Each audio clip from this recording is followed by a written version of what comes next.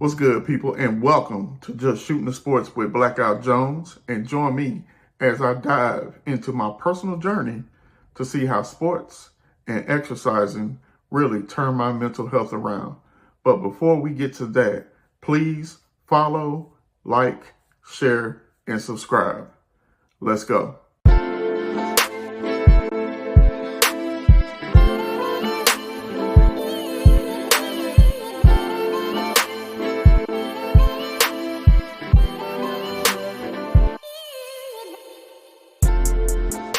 Thank you for joining me as I embark on what actually turned my mental health around from basically almost diabolical proportions to a healthy mindset as of today. But before I even get to that, man, I just want to ask y'all a question, man. Do y'all ever think that, do y'all feel that when you exercise or when you keep yourself busy, does that help you with your mental health? Does that help with, the stress that you may have? Does that help with the, the depressions that you may go through because of something that was life-changing? If you have an answer for that, yeah, definitely, drop that in the comment section, man, and we can talk about it. Because, this is a very important subject, definitely, during these times that we are living in right now. So, if anybody has a testimonial or, or something that, there was a life-changing experience that you may have went through and you're dealing with something, man, hey, feel free to comment. You know what I mean? Because I'm definitely here to, to help, to assist, to try to give some type of, information in regards how to actually, deal with your mental health. Well, for me, I want to say really mine started really back in, say, 2009 when I was living in Nashville, Tennessee. One night, went out to a party, had a great time, doing too much. I'm drinking white and brown, smoking. I'm all over the place, right? So, what I'm saying? So at the party, I pretty much leave the party around like 2:30, 3 o'clock, get dropped off, where I was living at the time. And I remember the next day getting up, and I remember the Tennessee Vols were playing somebody, and something happened on the field, and I got extremely upset, you know what I mean? And next thing I know, I just started feeling funny, feeling different. I know my body started getting really warm. Next thing you know, my heart started beating real fast, and I just didn't know what was going on. Never experienced nothing like that ever in my life. So then, at the time, my sister was there, and, I went to her, and I was like, yo, I don't feel good. So push come to shove, my cousin came to pick me up, took me to the doctor, or the minute clinic, if you will. And at that time, my blood pressure was like 152 over 110, right? It was pretty high. So I ended up going back home, and then the whole day, I just kept having these attacks, heart beating fast, till eventually I went to the hospital to get it checked out because, like I said, I didn't know what was going on. Well, come to find out, I was having heart palpitations, pretty much anxiety attack. So at that time, when I heard about heart palpitations, that was one of my triggers that I dealt with. And I only dealt with it for maybe like a month or two. And then after that, I was good. Didn't think nothing of it, So fast forward many years later, I didn't start experiencing them again until probably around 2000 and I would say probably about 2000, maybe 19, 20, when I was working out, really just getting it in the gym, right? And all of a sudden I started having these thoughts, about my heart, something that began, the whole situation with, my panic attacks or that was my trigger pretty much. But the one thing I never did was I never went to go get my heart checked out to kind of calm my nerves, if you will. So still didn't think nothing about it. So then 2023, November to be exact, right before Thanksgiving, I had a panic attack. Well, this panic attack was different. Normally when I have my panic attacks, I usually, do breathing techniques, go outside, get some air, and then everything good. And I go about my business. So I still did what I was supposed to do, but it was just lasted just a little bit longer than normal. Okay. So next thing you know, I remember, I think right after Thanksgiving, I had another one, and this was the big one. This was the one where my heart just kept beating and beating and beating, and it just wouldn't stop. It didn't matter if I did my breathing technique. It didn't matter if I went outside and walked down the street and came back. The results were still the same. So at that point, that's when I called out to my wife, and I said, man, I'm not feeling good. I need to go to the hospital. So before I went to the hospital, I checked my blood pressure. Blood pressure like 190 over 121. Crazy numbers. And at that point, it was like, yeah, it's time to go. So went to the hospital. Pretty much, you know, they give you some medication to kind of lower your blood pressure. But at this time, my mental state went left. And when I say left, it went all the way left. I mean, next thing I know, I started thinking about my mortality, which I never had, I never thought. Now I know, life is life. You know what I'm saying? You're born to die. That's what it is. But at that time, it felt close. Like that's what it was, because I was like, I can't get out of this. I feel like I'm just trapped. You know what I mean? I can't get out of my way. I can't get out of what's going on with me as far as the panic attacks are concerned. Well, anyway, so when that occurred, after that, every day for at least a month, I cried every single day for about 4 weeks because I didn't know what was going on. I was crying in front of people that normally I don't even cry in front of. You know what I mean? Because I was like, what's happening? Now my mental state is all over the place. You know what I'm saying? Like I'm scared now. Fear got a hold of me real bad. And there were other things that got a hold of me as well. Well, anyway, when that happened, I couldn't sleep at night. And the reason why I couldn't sleep at night, because that's when the panic attacks occurred. It always occurred every time I got up to go to the bathroom, whether it be 1:30, 2 o'clock, 2:30. But it was right around that time frame. And every time I would have a panic attack, I would just go to the bathroom. All of a sudden I get to thinking about something and boom, here it comes. Now these panic attacks were happening too frequently at this point. So of course, I go see my physician. She's trying to put me on this medicine or whatnot. And I was like, I'm not going to do that. I said, I'll tell you what I'm going to do. I said, I'm going to pray, meditate, start eating better. Because at this point, it was one of those situations where, you know how you keep telling yourself you're going to go to the doctor and get yourself checked out and you don't? Well, believe you me, when I had that panic attack, I set up every appointment there was so I can make sure I can get myself checked out. So the one trigger that I thought it was, which was my heart, once I got those results back, everything was good. Problem was, that still didn't stop anything. Why? Because my mental state was so bad. And every day, my mind would just be racing. You know what they say? Idle time is a devil's playground. And when I tell you that shit's serious, it's serious. There were times where I would open up the door and I wouldn't even think outside was real. I would think it's a movie set. You know what I'm saying? Like you can just change at the drop of a dime, at the snap of a finger, like it's Thanos or something. You know what I'm saying? And then it'll be something else out there. I will be sitting there talking to you, doing all those things, laughing with you, talking to you, get up and go to work, put on my clothes, take my shower, do all that. But ain't nobody behind the wheel.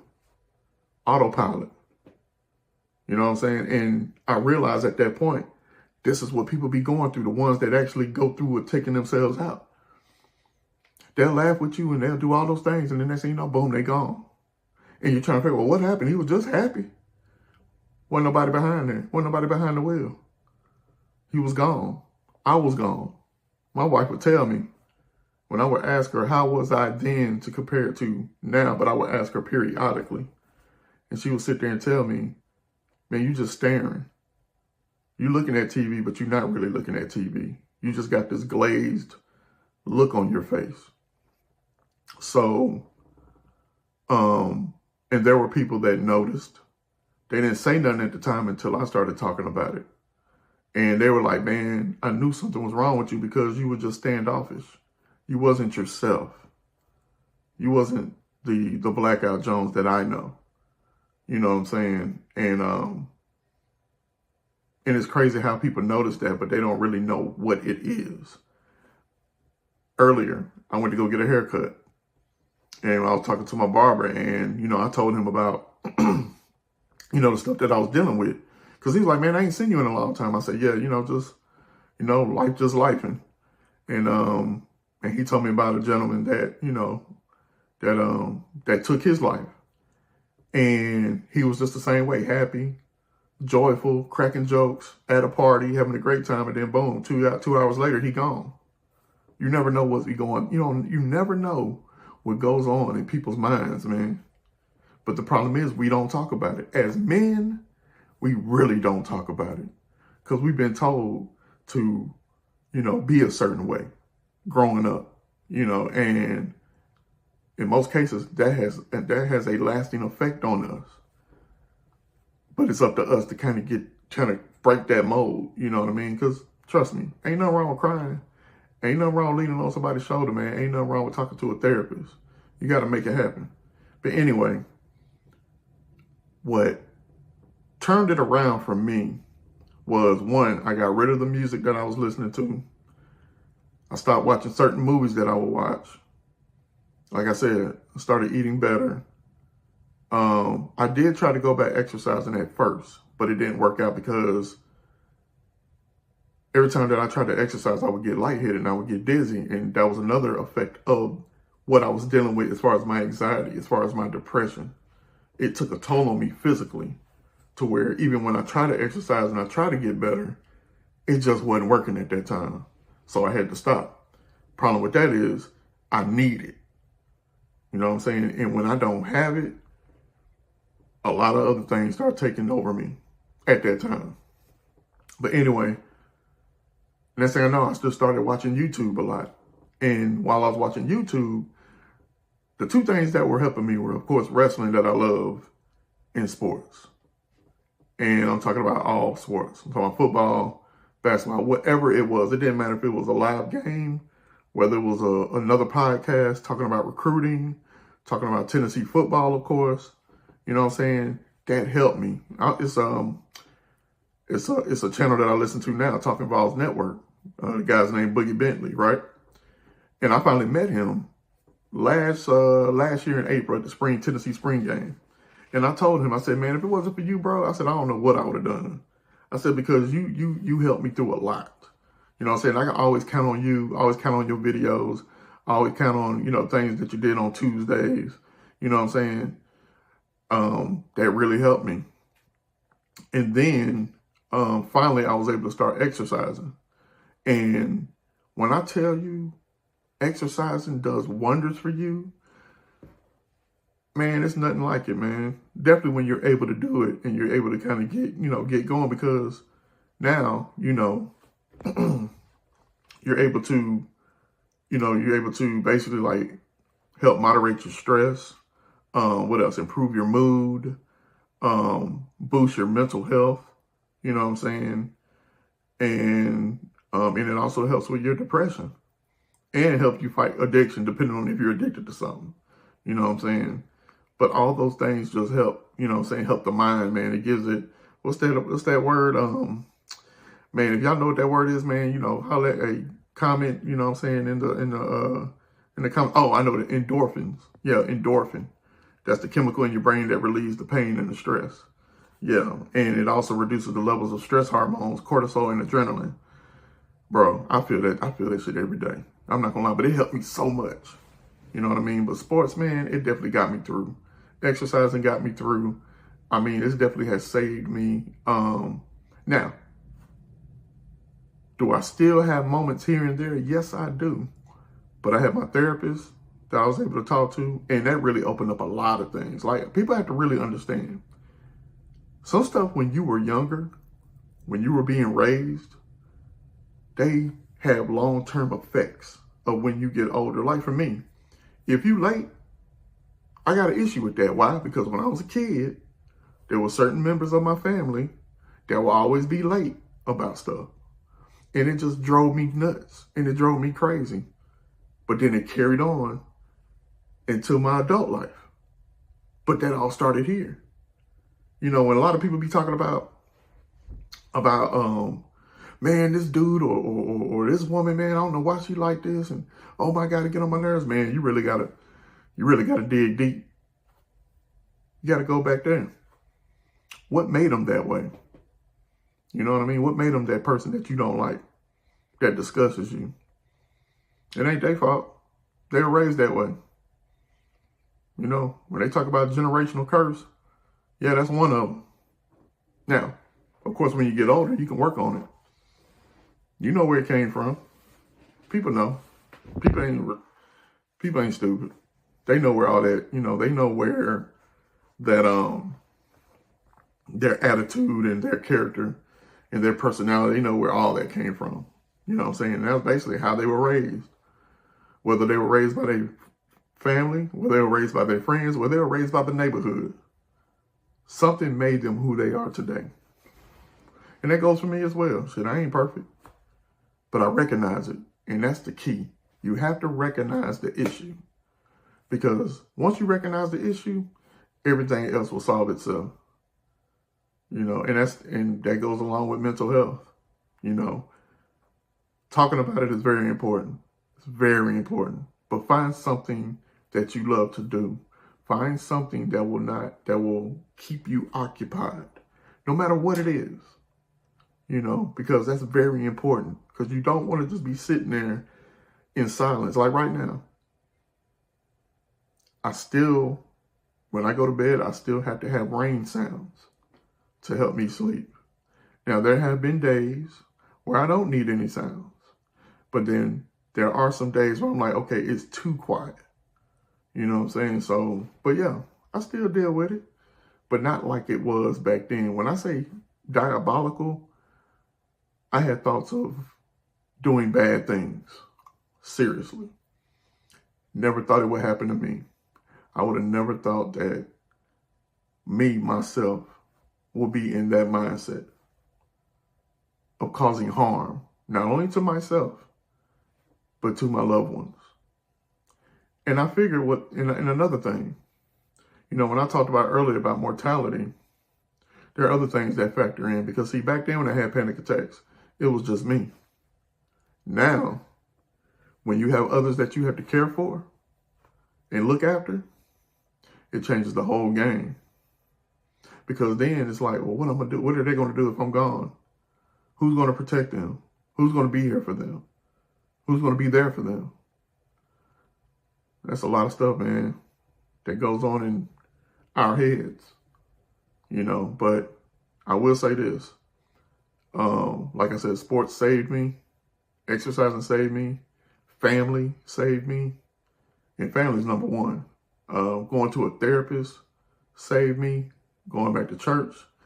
And I'm not just saying any church. You got to find the right church.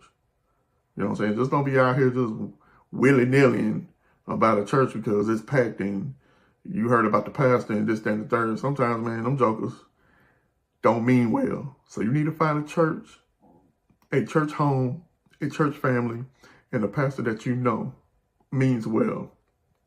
Not just to, you know, fill his pockets, if you will. Somebody that genuinely cares about his people and about your well-being. That's very important. And, you know, just friends, man. Like, even, you know, what came out of this for me was, you know, I started a man's mental health group with my core guys that I've been knowing ever since I moved, you know, to North Carolina. And, you know, every now and then we'll have get-togethers and, you know, we'll fellowship and, you know, cook food, grill food, and sit down and really have a talk about our week, about our day, about our month, about our year. You know, like how things are going. You need anything? Do you need help with something? You know what I'm saying? What are you dealing with? What are you going through? So that's what came out of what I went through. You know what I'm saying? And it's so crazy because these past couple of days I've been telling people, you know, about my issue. and they have a testimony. Sometimes good, sometimes bad, but it's a testimony, But it's one of those things where, man, yeah, it was meant for you to go through something to get where you need to be right now, and to actually be a person that not only knows what it's like, but also able and willing to help others. And I know this is a sports channel. This is, just shooting the sports with me, your boy Black Guy Jones. But I just really had to drop this jewel, man, and really let people know, man, you're not alone at all. I'm here for you. I know there are others that are there for you. And for the ones that feel like, they can't get off your chest, man, it's okay. It's okay to talk about it. It's okay to cry. Trust me. That stigma that we have where we ain't supposed to cry and we supposed to be tough as nails, man, that shit out the window, bro. That's 2025. Man, you better let that shit out. Or you gonna let it off, if you get what I mean. So, man, it's serious, man. We really, really, and then, even though, yeah, I do podcasts, but that social media don't help either. You got to watch your ear gate. You got to watch your eye gate. Very important. Because there's some things out here, man, that's just what it is, just to fuck with you. Just to mess with your mindset. To get you out there. You know what I mean? To do fucked up shit. Diabolical stuff. Definitely if you ain't strong enough to deal with it. I've had a moment. I've had a moment where I had to go get my neighbor because I was losing it in my house. But I was strong enough to not take it there. And I went to my neighbors just to get help, just to talk to someone. And I was good for the rest of the day. So, like I said, man, y'all drop in the comments, man, what you think, how you feeling, what have you gone through, is there anything I can help you with, talk to you about, I'm here, you know what I mean? I love what I do. I definitely love the fact that I'm able to share my testimony, and hopefully it helps others. But yeah, ain't nothing like sports, baby. One thing about sports, and we all know this, it brings everybody together. No matter what your race is, no matter what your gender is, everybody come together with sports. Whether you're on the opposite team or whether y'all teammates, it don't matter. It's a great feeling, And it's funny because some people might hate who they hate, but hey, if y'all on the same team, they gonna rock with you. There's some people that probably don't like me, but we Tennessee fans together. They love me on Saturday. I tell you that. They love me on Saturday, and I love them on Saturday. It is what it is. Hey, you never know. Might see each other again, not on a Saturday. It might be like, man, I saw you at the game. Yeah, man, yeah. It'd be cool. It's wild like that. But definitely eat good. Definitely if you got to change your diet, please do that. If you do have a sports team, try to, or if you just like sports, just, if you just want to go bowling, you know what I mean? If that's your thing. If sports is not your thing and you like to exercise, do that. If exercising is not your thing, if you like to write, do that. If you like to sing, go to karaoke. Give it a couple of friends or shit. Go by yourself. And you might run into some friends. Just do something. Keep yourself occupied at all times. Because as I said before, an idle mind is a devil's playground. And you don't want to be on that playground at all. Because then you become the puppet. And then you got the puppet master just doing whatever you want to do with you. Got to be strong, got to fight. And just be the best version of you. But yeah, I definitely wanted to do this episode. I really wanted to get this off my chest. You know what I'm saying? And I probably have more to come. I always thought about, starting another channel in regards to mental health. Never know. May still do that. But right now, this is your boy, Black Guy Jones, just shooting the sports. And I just want to say, I appreciate y'all. I love y'all. Y'all be safe. Stay positive. Don't let nobody get you off your square. All that negativity, man, throw it away. Because it's the year of positivity. And it's the year that we all gonna do something great. Because we're just superstars. And can't nobody fuck with us.